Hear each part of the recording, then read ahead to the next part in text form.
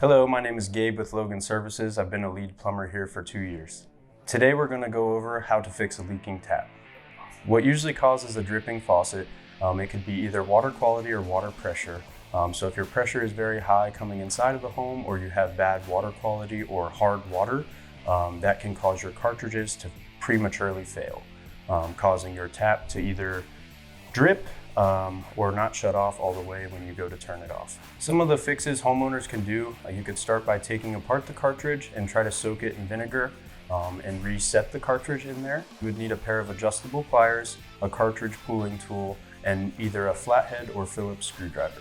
You can either shut the water off at your main shutoff in your basement or your utility room, or you can shut the water off at your angle stops underneath every fixture.